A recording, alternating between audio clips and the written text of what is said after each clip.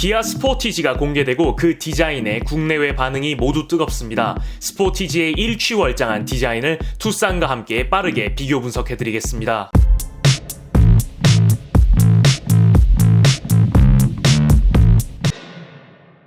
새로운 스포티지의 디자인은 기아의 새 디자인 철학 오퍼짓 유나이티드를 제대로 보여줍니다. 부드러움과 역동감의 조화를 느끼게 해주죠.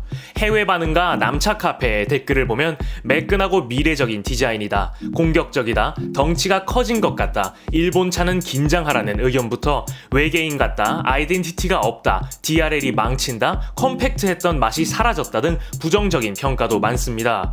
그렇다면 우린 어떤 부분을 주목하며 보는 게 좋을까요?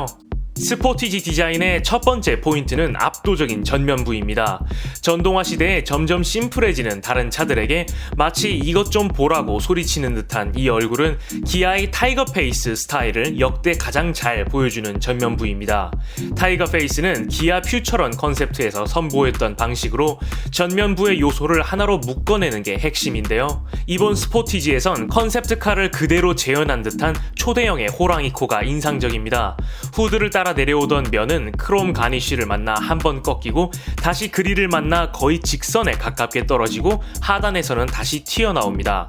이로므로써 검은 그릴이 안으로 쑥 들어간 듯 연출해 굉장히 스포티합니다. 나는 고성능이다, 공기를 다 먹어버리겠다 하는 것만 같네요.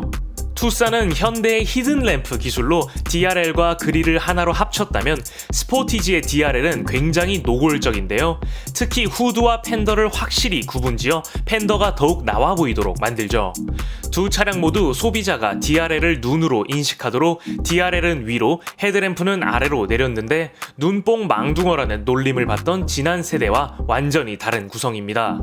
이번 스포티지의 얼굴엔 분명 다양한 요소들이 존재하나 이런 요소들을 모두 큰 틀 안에 넣어 보는 이로 하여금 정돈되어 보이는 깔끔한 구성이 눈에 띕니다. 최근에 워낙 충격적인 디자인들이 많아 선녀처럼 보이는 걸까요? 두 번째, 우아한 볼륨입니다. 최신 차량을 보면 현대는 기하학적인 맛을, 기아는 비교적 볼륨감에 집중한 맛을 보여줍니다. 이는 스포티지에서도 크게 드러나는데요. 투싼은 비교적 볼륨이 덜한 바디 위에 굵고 날카로운 캐릭터 라인을 도어 핸들 위에 그렸고 팬더를 강조하기 위해 선들을 칼날처럼 그었습니다. 전반적으로 인공적이고 람보르기니 우루스와 흡사한 흐름이죠. 하지만 스포티지는 부드러운 면과 볼륨감으로 팬더를 강조했고 단 한 개의 캐릭터 라인을 그어 무게중심을 낮아 보이게 하며 차량 바디의 입체감과 극적 명암 대비를 만듭니다.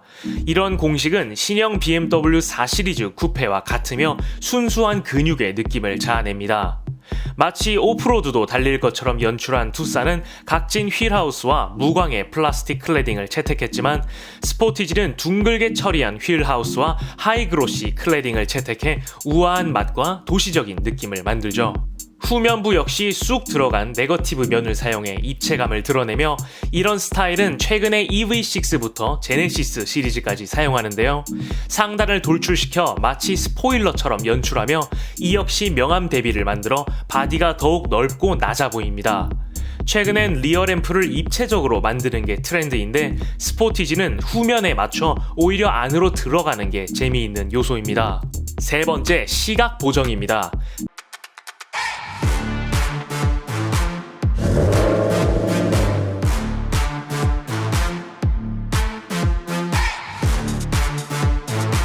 자동차 디자인에서 시각 보정은 빼놓을 수 없는데요.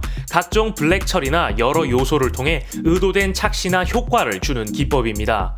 우선 일자에 가깝던 기존의 벨트 라인은 사라지고 위로 솟구쳐 오르는 스타일을 사용했는데요.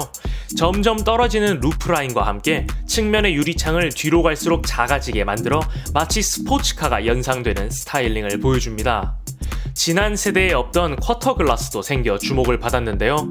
많은 SUV가 두텁게 처리하는 이 필러를 바디색이 아닌 은색의 샤크핀 가니쉬로 덮어 마치 필러가 없는 듯 연출해 차량의 길이를 굉장히 강조합니다. 훨씬 가볍고 경쾌해 보이죠. 차가 소렌토만큼 커진 것 같다는 의견들은 이런 시각 보정에서 나온 것입니다. 바디의 하단을 곡선 처리해 마치 타이트한 허리의 굴곡을 보는 것 같은데요. 이는 긴장감과 함께 바디를 더 얇아 보이게 만들어줍니다. SUV답게 하단부를 검게 칠했는데 극적이게 치켜올려 마치 힙업이 된 듯 바디를 쐐기형으로 보이게 착시를 주었습니다. 이런 힙업 스타일의 요소들은 비율적으로 불리한 전륜구동 차에서 주로 사용하며 후륜구동의 스포티함을 어느 정도 따라잡게 해주죠. 범퍼 하단의 가니쉬는 시선을 아래로 향하게 자동차가 바닥에 안정적으로 붙어 보이게 만들어주는데요. 이걸 없애보니 차가 너무 붕 떠 보이죠? 마지막 동급 최강의 인테리어입니다. 5년 전 출시한 지난 세대와는 비교하기가 민망할 정도로 수준이 높아졌는데요. 역시 가장 눈에 띄는 건 K8과 공유하는 12.3인치의 커브드 디스플레이입니다. 투싼은 물론 소렌토보다도 더 큰 크기로 동급의 차량들을 압도하죠. K8에서도 만난 전환형 컨트롤바도 보이는데요. 버튼의 향연이었던 지난 세대를 보니 비교 자체가 안 됩니다. 에어컨 벤트가 디스플레이를 잡고 있는 듯한 점도 인상적인데요. 이런 스타일은 지난 세대 벤츠의 얼굴에서도 사용했었습니다. 여기에선 그릴을, 여기에선 디스플레이가 주인공인 것입니다. 큰 육각의 형태로 요소들을 묶어놓아 운전자 중심의 구성이 확인되는데요. 디스플레이를 중심으로 실내 전체를 휘감는 투싼과는 많은 차이가 보입니다. 아쉬운 부분은 디스플레이 UI인데요. 기아의 새로운 글꼴과 테마가 나온 만큼 이른 시일 내에 리뉴얼되길 기대합니다. BMW가 8세대 iDrive로 너무 멋진 스타일을 보여줘서 더 아까운 걸까요? 지금까지 일취월장을 보여준 스포티지의 디자인에 대해 분석해보았습니다. 구독과 좋아요 그리고 알림 설정을 통해 풍부하고 흥미로운 자동차 이야기를 매주 만나보시고 각종 스파이샷 제보와 내차 판매, 차량 정보 커뮤니티는 네이버 남차 카페에서 함께 하실 수 있습니다. 페이스북과 인스타그램에서도 남자들의 자동차를 팔로우하시고 최신 정보를 빠르게 받아보세요. 감사합니다.